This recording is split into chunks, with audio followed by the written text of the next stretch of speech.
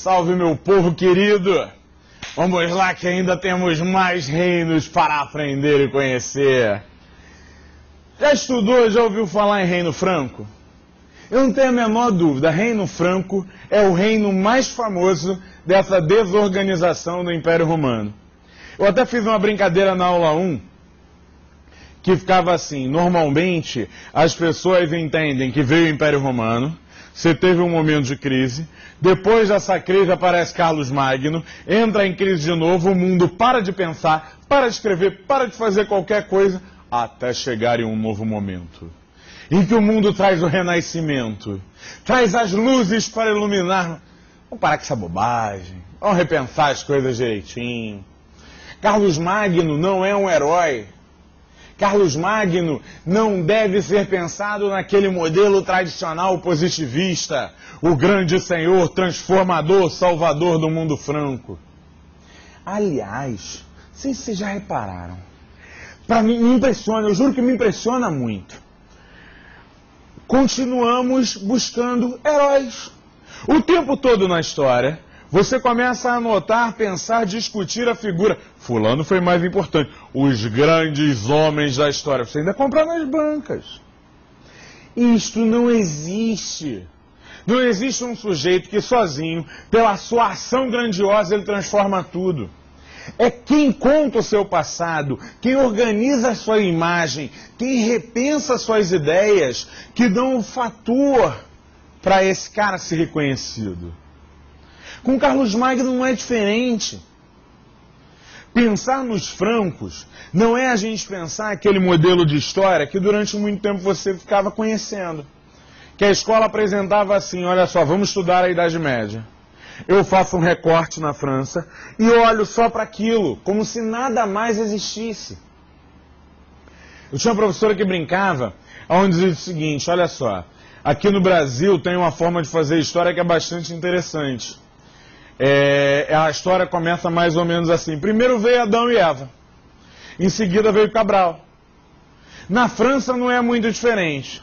Na França você pensa, primeiro veio Júlio César, chegou aqui, moralizou, conquistou, legal. Depois veio Carlos Magno, Capetos, e aí a gente vai para os Luíses. Não é assim que se estuda história. História é necessariamente compreender os processos. Por isso, na aula de hoje, meus amigos, nós vamos conhecer um pouquinho mais sobre francos e carolíngios. Na verdade, aqui aparece francos e carolíngios. Franco é a denominação mais genérica. Carolíngios é a denominação mais comum, mais utilizada para um determinado momento. Se eu fosse utilizar no pé da letra, ao pé da letra, seriam duas dinastias, a dinastia dos Merovingios e a dinastia dos Carolíngios. Mas vamos deixar mais claro, o que a gente vai aprender hoje? Primeiro vamos falar dessa proximidade, dessa relação do mundo romano com o próprio mundo franco. A gente vai ter que repensar o papel da igreja, vai ter que pensar em sociedade. Vamos conhecer um pouquinho mais sobre essa dinastia dos Merovingios. Depois disso, faremos um mergulho na dinastia dos Carolíngios. Vamos lá? Vamos direto ao assunto. Vamos pensar sobre a presença franca. Aí foi o romano ao invés de romano, perdoe-me. A digitação, às vezes, o dedo foi para o lado errado. Essa presença franca no Império Romano. Se eu for pensar nas tradições, eu muitas vezes fico com uma ideia de que existiu um grande momento, uma grande organização dos francos. Essa organização dos francos, ela foi uma das que invadiu o Império Romano, recriando aquele momento social e político. Tem uma estranheza enorme com esse tipo de linearidade. Gosto muito mais de pensar que, na verdade, eu tenho uma série de grupos que se aproximam e se organizam da posição mais próxima ao norte da França hoje. A região mais direcionada ao que a gente conhece como Normandia, por exemplo. Desta região, uma série de grupos, outros vindos de posições germânicas, vão começar a se ocupar, se relacionar, a se estruturar. O que a gente nota é que a presença desses grupos, elas tinham uma ligação muito forte num sentido de lideranças militares. O que significa isso? Eu não tenho um modelo de governo linear. Quando eu falo, eu não estou falando de uma monarquia eletiva divina. Eu não tenho nada disso na formação dos francos. A formação dos francos em si é uma série de conjuntos, de grupos e assentamentos que vão ser reconhecidos pelo mundo romano como francos. Esses grupos vão fazer parte da fronteira romana no entorno do Danúbio, no entorno do Reno, há bastante tempo. Essa fronteira romana ocupada em torno do Reno, ela não é uma preocupação clássica dos romanos. Os romanos têm um direcionamento muito maior para o mar Mediterrâneo. Os territórios do norte da Europa, eles têm lá sua importância, mas não são onde estão as principais rotas econômicas, militares. Na verdade, no mundo romano, eles só ganham uma notoriedade maior por conta do próprio avanço de Roma sobre essas regiões, lá no século I a.C., com um cidadão que a gente conhece pelo nome de Júlio César. Aliás, em torno desse avanço de Júlio César e dessa construção romana, se constrói uma das histórias em quadrinhos que você teve o fundamento de Júlio César contando da dificuldade de vencer os gauleses. Os gauleses são considerados a origem ou um desses grupos, desse entorno que fica no norte desse espaço romano. Seriam justamente, rainha, me perdi, o que você está falando? Aquela história em quadrinhos, você já deve conhecer, Asterix e Obelix. Asterix é aquele sujeito pequeno, tranquilo, que normalmente é a cabeça. Obelix é um sujeito parecido comigo, a diferença é que é branco e tem bigode vermelho. Estas figuras são justamente a representatividade que chega ao mundo romano dos francos. No entorno do século III, você teve uma série de grupos francos que começaram a saquear e pilhar cidades do sul do Reno. É organizada, então, uma expedição militar romana, e essa expedição militar pune com muita violência esses grupos francos. É contado e recontado e trabalhado como uma grande vitória militar que marca que Roma cuida dos seus domínios. Acontece o quê? Eu não consigo pensar em um grupo que está descendo sem imaginar que há um contato anterior. Os francos podem não ser o grupo mais romanizado. Eles não têm uma inserção, como por exemplo a de visigodos e ostrogodos que a gente viu dentro do Império Romano. Mas como uma região fronteiriça, eles já estão continuamente negociando pele, animais, trocas comerciais de maneira contínua e recebendo as influências do mundo romano. Qual é o fator mais fundamental que gera a compreensão do que é Roma? E isso muitas vezes passa tão desapercebido, passa de uma maneira tão deixada de lado. Isso não pode ficar de lado. Ser romano não é necessariamente a ideia de ter o domínio militar, ter o território marcado, as páginas certinhas, não é isso não. Ser romano é um fator cultural, é um fator de identificação, de valorização do grupo. Entra um pouco como se hoje, vamos imaginar, é um anacronismo horroroso, mas é só para a gente entender. Hoje um sujeito que está totalmente fora da internet, por exemplo, ele vai ser considerado um eremita, ele vai ser considerado algo estranho. Quando você fala em inclusão digital, você fala em uma série de grupos que vai ter que se habituar com aquela linguagem, mas ao mesmo tempo, esses grupos que estão entrando na internet, que almejam aquele ponto da internet como uma coisa fantástica, eles vão também transformar a internet. Eles vão também trazer suas contribuições, as suas formas. Hoje a internet ela é muito marcada por isso, por essa mistura de elementos sociais e populares no entorno dessa organização. Cara, entender isso é um ponto vital, porque te dá a condição de notar que os francos, durante muito tempo, eles beberam na influência romana. Os francos, de maneira muito clara, almejavam a romanidade. Porque a romanidade, ela representa status. A civilização vem de civitas, que é justamente você estar dentro da comunidade romana. É uma forma de domínio sem necessariamente ser militar. É um domínio que ele é tão interessante que muitas vezes você pode vencer militarmente o outro grupo, mas aquela ideia não morre. A romanidade não morre. E essa noção de romanidade ela vai se manifestar nos grupos mais diversos, inclusive entre os francos. Essa romanidade entre os francos vai dar uma noção de um ideal.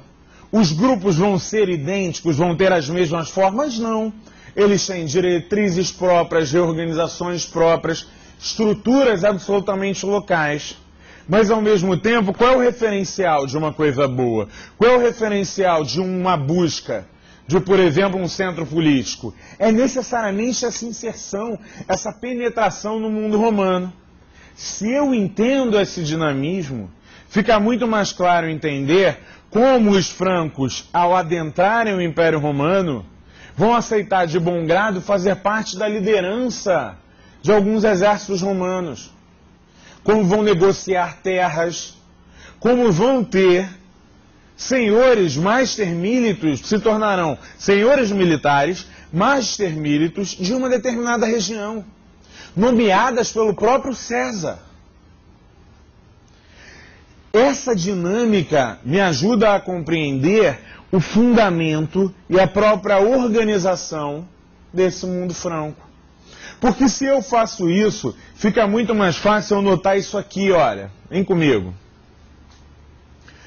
Quando eu falo numa construção de fronteira, eu não preciso e não devo entender uma fronteira somente de características geográficas, mas eu estou falando de uma fronteira também de características culturais.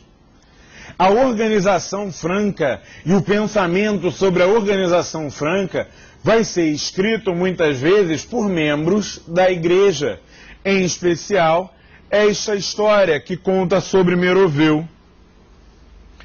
Vamos ver a historinha? A historinha diz o seguinte: Meroveu seria uma figura mítica, junção de dois deuses da mitologia pagã, e que é este filho de um deus com uma bela dama. Conhece alguma história parecida? Olha quantas vezes isso é recorrente, isso aparece. Esse filho de um deus com uma bela dama é o primeiro homem a conseguir unificar, aproximar as lideranças dos francos. Tanto que por isso a primeira dinastia vai receber o nome de Merovingios. Meroveu vai ser aquele que, além de liderar esse grupo, vai estabelecer a possibilidade deles se tornarem federados romanos. Quem me conta essa história, hein? Um clérigo, cristão, católico. Quem me conta essa história tem o nome de Gregório de Tours. Gregório de Tours é um bispo, século VI, e que justamente ele vai ser o responsável por contar a história dos francos. Quando ele constrói a figura de Meroveu, ele está tentando ligar Meroveu a uma série de figuras míticas, como você vai encontrar entre os Césares. Rodrigão, tira uma dúvida minha, tem uma coisa aí meio doida, né? Porque você repara, um sujeito de origem eclesiástica vai lá e vai poder fazer uma analogia com o elemento mítico pagão? Sim, é dar a ideia de que até ali eu tenho rompimento de um período anterior e aqueles que virão serão aqueles que vão levar o cristianismo. Se isso fica presente, se isso fica mais claro, eu consigo entender que é justamente um filho de Meroveu de nome Chilperico, que vai ser o grande salvador desse mundo franco. Vamos conhecer essa história. Chilperico era um grande guerreiro militar, desde novo reconhecido até pela figura de seu pai, sendo que em um determinado momento ele entra em conflito nas tribos locais, porque ele era, digamos assim, um tanto quanto namorador. Se envolve com a filha de um dos chefes, que não necessariamente aceita a união. E ele, junto com outra liderança dos francos, reparem bem, os francos não têm uma liderança, os francos não são um grupo, são um conjunto de grupos, com um conjunto de lideranças. Quando Gregório de Tours escolhe contar a história de um grupo, é justamente entendendo e dando a vazão ao fortalecimento deste grupo. Vai ficar mais claro. Chilperico é expulso, só que os avanços de Visigodos começam a se fazer mais presentes dentro do mundo franco. Os visigodos, como principal força romana, cada vez mais exigem mais terras. Os francos se veem traídos pelos romanos e resolvem então chamar o seu antigo comandante, Chilperico. Não só chamam esse comandante, como Sigisberto, que era outra liderança, que os nomes são bonitos, não são? São legais pra caramba. Dá pra notar aí o que vai ter de cachorro sendo batizado agora com nome legal, vai ser uma beleza. Quando você pega uma figura como Sigisberto, eu, aliás, adoro esses nomes, tá? Só pra constar, e gosto mesmo.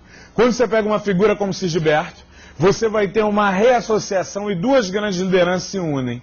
Mais do que isso, Chilperico casou com uma outra rainha de outro grupo germânico, outro grupo bárbaro, e cria uma coalizão ainda maior. Essa coalizão abre frente contra o avanço e contra a resistência do mundo romano.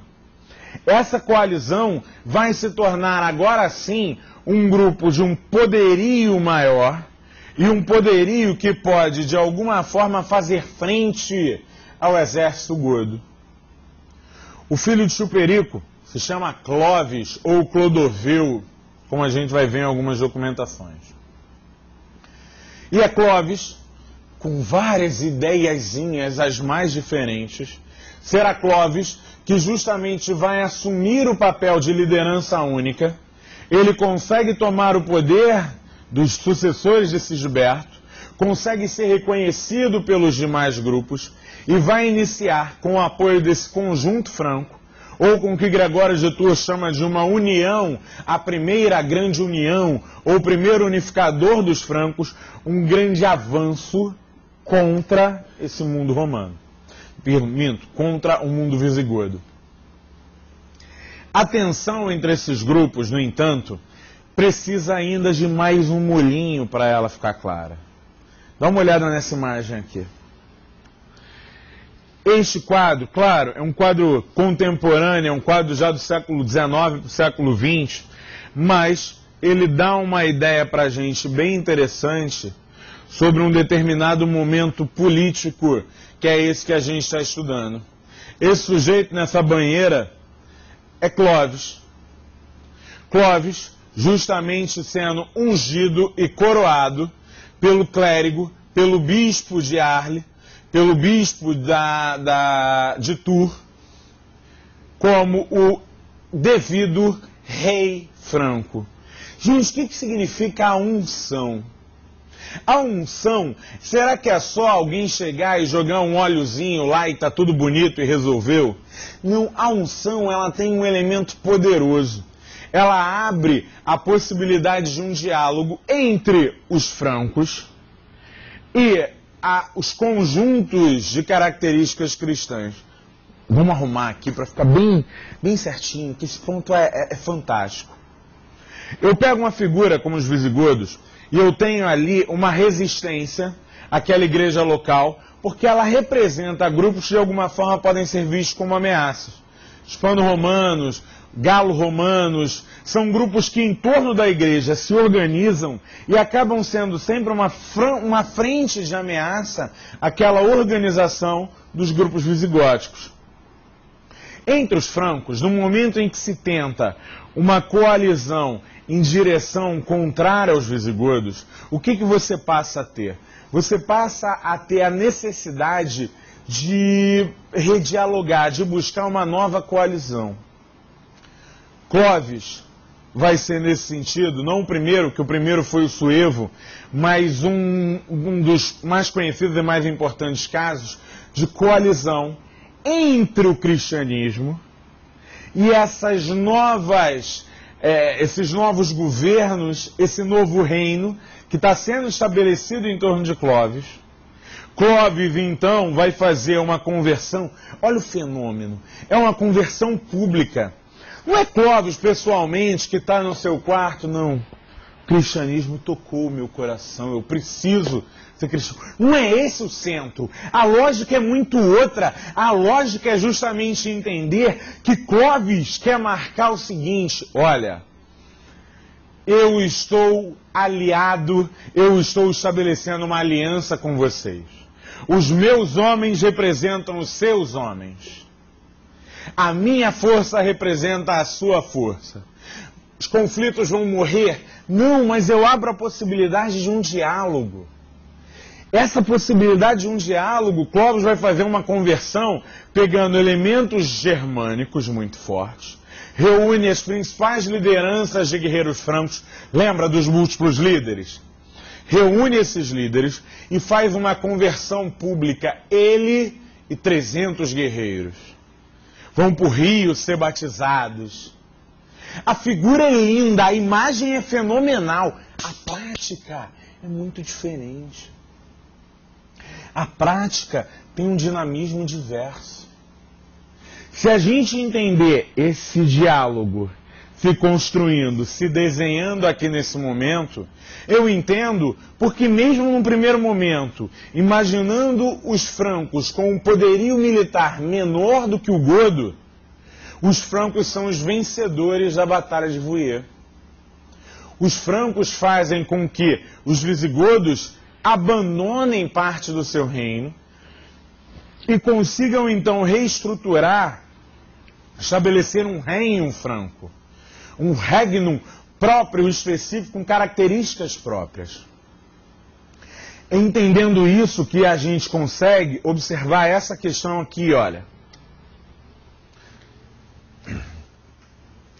Dá uma olhada no mapa e vocês vão reparar o seguinte. Os francos tinham uma posição antes da Batalha de Vouillé que, no limite, estava nesse entorno. Após a Batalha de Vouillé, estas regiões passam ao domínio franco. Esta região passa a estar em constantes conflitos. Passa a ser uma região em que os francos estão sempre buscando o seu domínio. Eu estou justamente mostrando para vocês que o diálogo que está sendo estabelecido transforma as relações sociais que a gente estava observando até então. Se até então os grupos mais fortes eram os visigodos, eu agora, cada vez mais, eu tenho o poderio franco como marco europeu. Os francos serão aqueles que justamente vão atacar burgúndios. Os francos são aqueles que vão se preocupar quando os lombardos, grupos que saem desta região e vão dominar o norte da Itália,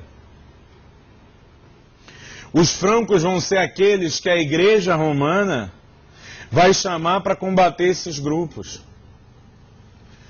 E aí vem uma questão que é problemática. Já ouvi bastante sobre esta questão. Professor, o reino da França então nasce nesse momento? É aqui então que está estabelecido a França? Não, claro que não. Caro historiador, processos históricos são processos históricos. Eu não preciso identificar um nascedouro. Eu tenho um processo contínuo de transformação. A França vai beber nas Galhas, mas vai beber na Segunda Guerra Mundial. Cada momento histórico deve ser compreendida deve ser compreendido dentro das suas características. Não vamos tentar estabelecer uma grande forma, uma grande lógica, um grande momento. Vamos entender cada um desses momentos. Tal qual, o que eu estou estudando? Estou estudando século 32? Não. Estou estudando século 7. Século 6, saindo, entrando no século 7. E o século 7, dentro do Reino Franco, eu preciso estar compreendendo alguns conceitos que são fundamentais. Conceitos são a base do exercício do historiador. Por isso, dá uma olhada nesses aqui. Minto, ainda tem um pontinho, só para finalizar. Quando Clovis morre, muita gente imaginou, se pensou, que você teria uma consolidação, uma clareza, que o Reino Franco se tornaria uma unidade. Eu faço uma pergunta para vocês. Por tudo que vocês estudaram até agora, o Reino Franco é uma unidade? Não, o Clovis representou uma liderança, mas boa parte da sua estrutura vai tender a esta fragmentação. E isso não vai ser diferente no próprio Clovis. Clovis tem 4 filhos e divide o reino em 4 partes. Eu não tenho uma sucessão, um escolhido. Eu tenho, dentro da monarquia merovingia, uma valorização do próprio território como fundamento do seu domínio. Não é um domínio sobre a área, o território, a identidade do franco. Não, é um domínio claro de terras, de rendas que entram na discussão. Por isso, eu consigo imaginar essas regiões aparecendo de maneira tão claras e tão interessantes. Mas agora sim, vamos aos conceitos. Conceito número 1, ou ideia número 1 que eu quero conceituar: a igreja e os francos. É possível, por acaso, eu estar imaginando, eu estar construindo uma clara noção de que os francos têm uma relação com a igreja puramente religiosa? Não dá. Mas que igreja é essa? Quem está dentro dessa igreja? Que modalidade é essa? Eu preciso voltar um pouquinho. Eu preciso relembrar que quando o Império Romano entra numa estrutura que beira o colapso, quando o Império Romano cada vez mais tem suas práticas de poder fragmentadas, o que vai passar a chamar a atenção? Eu passo a ter a igreja precisando se remodelar. A igreja vai precisar se reinventar. Práticas as mais diversas são trabalhadas nesse sentido. Jacques Legoff, um dos historiadores mais respeitados nesse sentido, ele vai construir que a igreja ela vai criar alguns processos que vão ser bastante típicos e bastante lógicos. E alguns processos que muitas vezes, não ao inverso do que se imagina, são uma tentativa de roubar, de usurpar da sociedade, mas é a igreja e as características que ela assume. Característica número 1 que ele chama: a igreja passa a ser um grupo que valoriza a educação. Essas lideranças políticas, essas lideranças militares, elas não vão ter a educação, ou ainda mais uma educação formal, pode ser até uma educação militar, uma prática. Agora, educação formal vai fazer parte de uma estrutura eclesiástica, com cargos, hierarquias, com lógicas, com valorização do latim, a valorização da guarda de documentos, dos copistas nos mosteiros. A igreja vai ter entre as suas características não a usurpação da educação, da mentalidade, não deixar ninguém ler. Quando mais grupos querem ler, eu posso pensar nisso lá, bem longe. Aqui, a igreja ela se consolida como grupo que tem o interesse em estar estabelecendo, guardando, formando novos grupos dentro de uma hierarquia educacional. A igreja ela vai passar por um processo em que ela não tem o governo, o centro do poder centralizado para estruturar sua forma tão centralizada. Então a igreja, neste momento, vai ter que características? A igreja vai estar dialogando com os poderes locais. Eu tenho, ao invés de igrejas centralizadas, cada vez mais igrejas locais. Não tenho a igreja, rainha? Que isso? Não, amigão, você não tem a igreja, a toda poderosa igreja. A igreja, na sua maioria, é marcada pelos grupos locais. Mais do que isso, a igreja tem que se preocupar de maneira constante com a conversão. Ué, mas peraí, a igreja não manda em tudo na Idade Média? Todo mundo não era obrigado a ser católico? Não, amigão. A conversão é um elemento fundamental. Você precisa se converter. Você precisa buscar a igreja. Para isso não adianta pancada. Soco, tiro e bomba não vai resolver. Você vai precisar discutir, considerar, associar. Nesse sentido, você vai ver a igreja em alguns momentos criando a negação. Não segue este caminho porque isto é o diabo. Você, em outros momentos, você vai ter a assimilação. Olha com os francos. Eu aceito o Meroveu como monarca divino. Monarca divino é. A partir do momento que eu boto o óleo lá, eu estou dizendo o seguinte: Deus o escolheu e você está acima de todos os homens. Quando a igreja ela vai se associar com esses poderes políticos, ela vai estar também direcionada com os grupos locais. São senhores galo-romanos e francos, são senhores hispano-romanos e visigodos, que vão fazer parte do próprio conjunto eclesiástico. Nesse sentido, a igreja é uma daquelas que precisa estabelecer alguma ordem. E aí entra a segunda questão, segundo conceito, segunda ideia que a gente tem que problematizar. Conforme estava lá, a relação da história com a construção dos reinos germânicos. Isidoro de Sevilha escreve sobre o reino visigodo toda uma história contando da trajetória até a chegada daquele momento dos visigodos. Gregório de Tours, como eu falei, constrói uma história franca. E eu te falo, é um historiador compromissado com o contexto, com aquele momento, com aquela época? Não. O compromisso dele é com oferecer justamente legitimidade, linearidade e organização social. Porque se a igreja é local e está colada com os poderes locais, se o poder local estiver frágil, a igreja também está.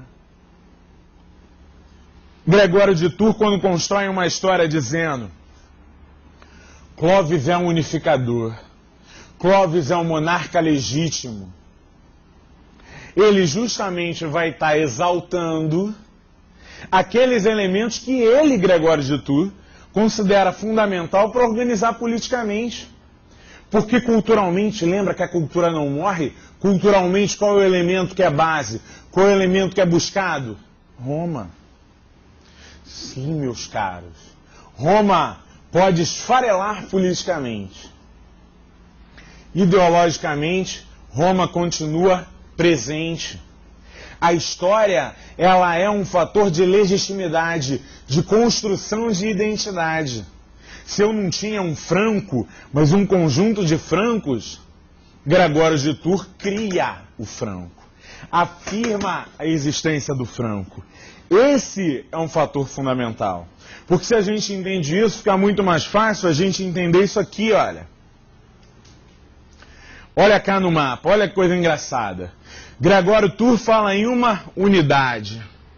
Fala na ideia de um grande conjunto. Que Clóvis cria um grande centro de poder. Mas na prática, o poder está dividido. Olha as regiões pintadas em cores diferentes. É um poder que está dividido. É um poder que vai ser redividido e redividido várias vezes. Neustria, Burgúndia,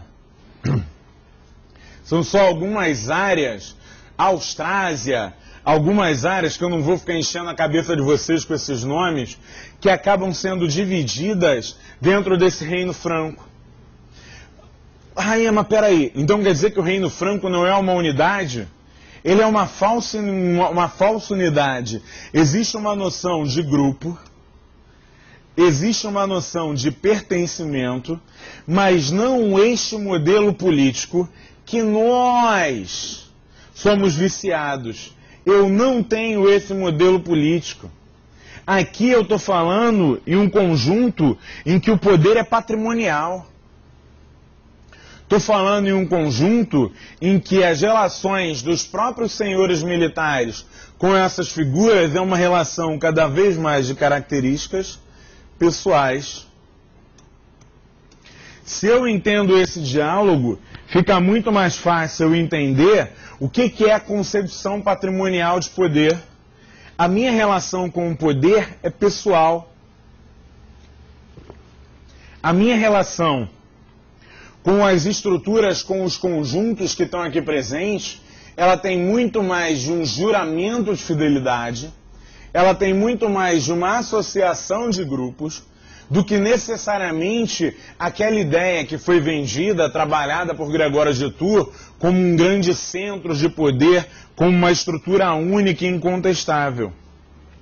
Se eu compreendo isso,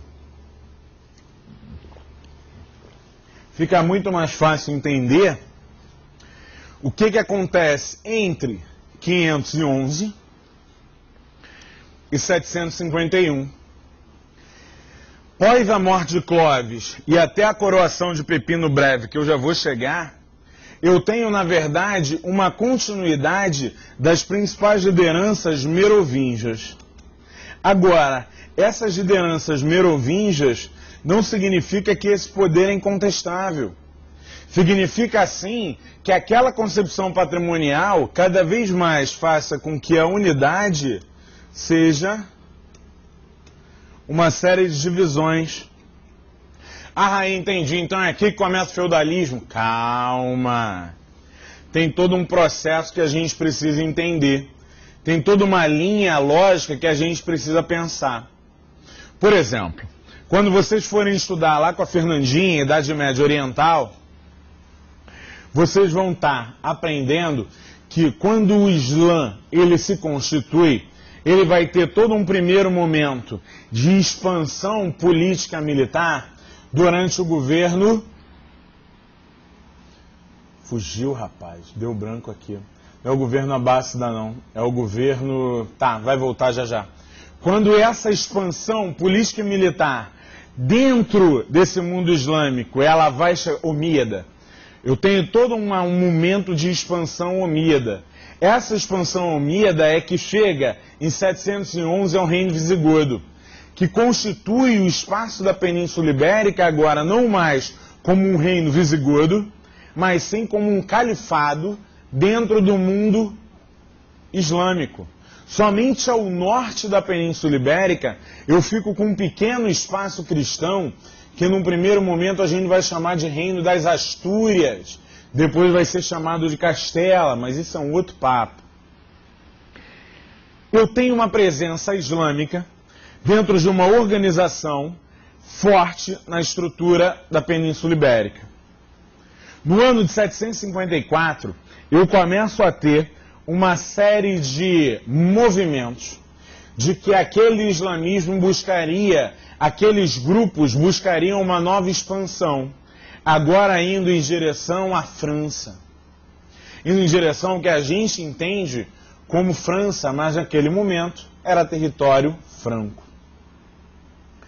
Os merovingios, por conta da própria fragmentação política, cada vez mais têm dificuldades em combater ou estacionar, em repudiar, criar uma organização política. Na verdade, o poder está cada vez mais centrado em estruturas locais, nos chamados mordomos ou prefeitos, senhores do palácio, figuras que vão estar se espalhando e que, pelos juramentos de fidelidade, acabam comandando pequenas guarnições espalhadas em todo o mundo franco. O poder desses merovingios vai estar então num processo já de fragmentação. Mas ele chega ao auge justamente em 732. No ano de 732, o que você encontra? Você vai observar a figura da Batalha de Poitiers, quer dizer, uma importante batalha em que Carlos Martel, um mordomo renegado, vai estar liderando frentes do governo da Aquitânia contra essa invasão islâmica. Consegue, então, uma vitória militar. Caros, não tenham dúvida alguma, se tem alguma coisa que transforma, se tem alguma coisa que dá um impacto, dá uma força diferente para um determinado grupo frente aos demais, é uma vitória militar. A vitória, ela dá, aliás, um parênteses, um filme que agora está no cinema, que é o Margaret Thatcher, que tem um monte de problemas, mas, a Dama de Ferro é o nome do filme. Tem uma cena que é antológica. Ela está inteiramente contestada dentro da Inglaterra. Todas as pressões contra muito fortes. E aí tem a batalha nas Ilhas Falkland, ou nas Malvinas, que justamente os ingleses vencem os argentinos. A vitória na batalha devolve todo um ânimo, um orgulho de ser inglês. É fantástico e ajuda a entender isso aqui. Por mais que eu não tenha os mesmos meios de comunicação, se eu tenho um governo fragilizado, do outro lado, um grupo que consegue uma importante vitória militar, eu tenho Carlos Martel sendo reconhecido como um poder muito mais efetivo do que o próprio conjunto franco, do que os próprios merovingios. Eu passo a ter uma figura como Carlos Martel reorganizada após a Batalha de Poitiers, a ponto de quando seu filho consolida esse domínio, Pepino III, ou vulgo Pepino o Breve, consolida esse domínio, o que ele vai estar representando para aquele conjunto social? A dinastia vencedora. Pepino vai chegar ao ponto de solicitar ao bispo de Roma que ele, Pepino, fosse reconhecido como o legítimo monarca franco. Olha que nuance interessante. Que traços caracterizaram a figura do próprio monarca? A unção, o reconhecimento eclesiástico. Esta unção, este reconhecimento eclesiástico vai passar por um processo de transformação, justamente porque fragilidade do apoio de um, influência na presença de outro. Quando essa influência ela cresce, você vai ter a chegada ao poder do grupo que a gente conhece como carolíngio. Aliás, um equívoco, a gente acha que é carolíngio só por conta de Carlos Magno, mas é mais até por conta da liderança do centro da dinastia, que é a figura de Carlos Martel. Vamos lá. No ano de 751, Pepino o Breve vai ser coroado e justamente você vai ter uma nova construção política.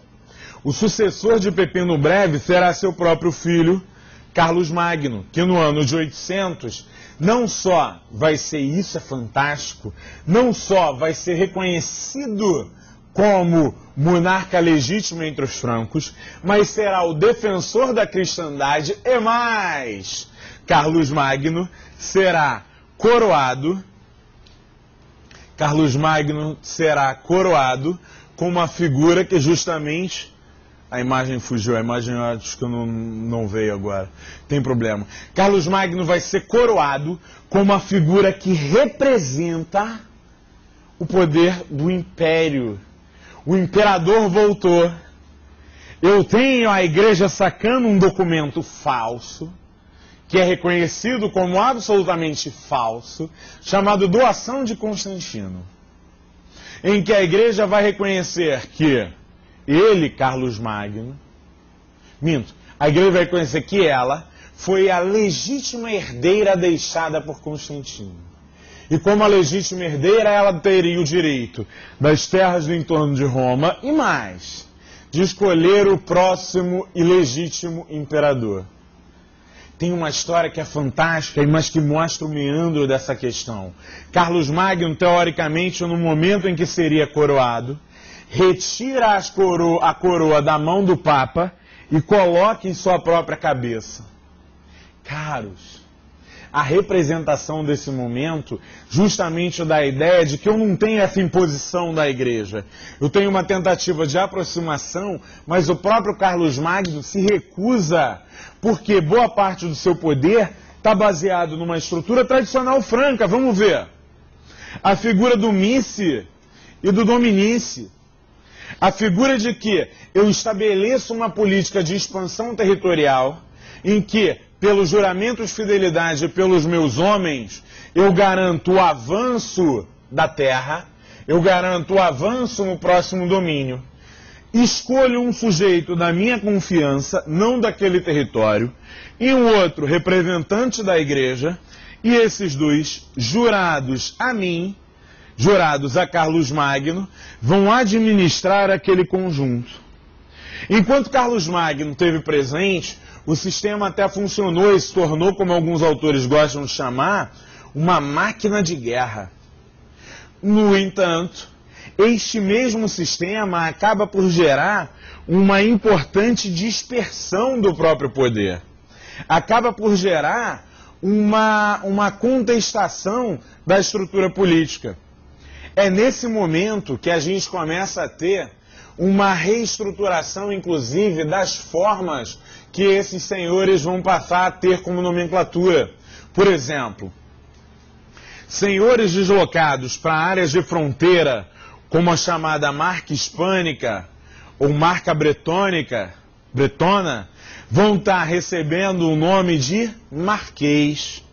Senhores que administram grandes porções de terra, porções com características de um poderio financeiro muito grande, vão passar a ser chamados de barões. Aqueles que ficam em áreas de fronteira tradicional vão receber os nomes de dulce ou de duque. É dentro desta divisão e deste modelo que mais tarde títulos de nobreza vão começar a aparecer, porque eles estão diretamente relacionados, onde são lideranças militares, são relacionados de maneira muito direta e muito próxima a esse conjunto. Rainha, peraí, então tudo que a gente usa hoje nasceu daqui? Não, filho, calma. Estou dizendo que daqui eu já tenho elementos que ajudam a configurar e organizar o que eu vou ver, aí sim, muito forte, lá no século XVI. Quem quer explorar um pouquinho o tema, eu sugiro, e aí tanto da aula passada, tanto desse, o History Channel tem uma sequência que é fantástica. O nome é péssimo, né? É Os Bárbaros. Só que é uma sequência, fala de vândalos, suevos, lombardos, visigodos, francos. É lindo, apesar de ter todos os estereótipos do mundo. Apesar de ter... Pô, mas quando é que eu vejo isso? Busca isso diretamente no YouTube, que tem lá fácil para vocês.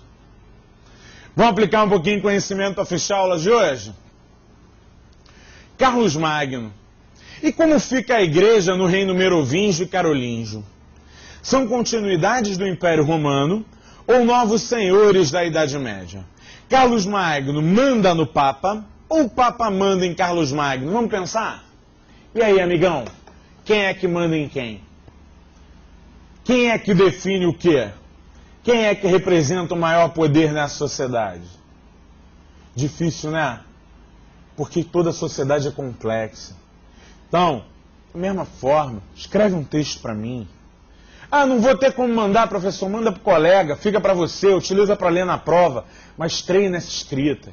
Discute, pensa um pouco, reflete sobre as organizações, sobre a base desse momento político, desse momento social. Vai te ajudar a compreender, a trabalhar, a discutir de maneira mais intensa esse período que agora, já passando, tem que ser visto com carinho. Tenho certeza que você vai fazer uma boa prova. Vai ler o texto do Fabiano, que está indicado na pasta, vai ver os outros que vocês receberam, vai ver o template com calma. Mas sabe por que esse período é tão difícil? Que é um período que a gente quase desconhece. é um período que a gente passa totalmente desapercebido. E é um período que me ajuda a entender como é que daquele mapa tão organizadinho, tão centralizado, eu acabo num mapa como esse, quando os capetos assumem o governo francês, em que eu tenho mais ducados e mais disputas de poder do que a gente pode imaginar em qualquer centralidade. Meus queridos, foi um prazer. Próxima aula a gente está aí para discutir primeiro o feudalismo, depois vamos pensar em culturas e práticas sociais. Um abraço, até a próxima.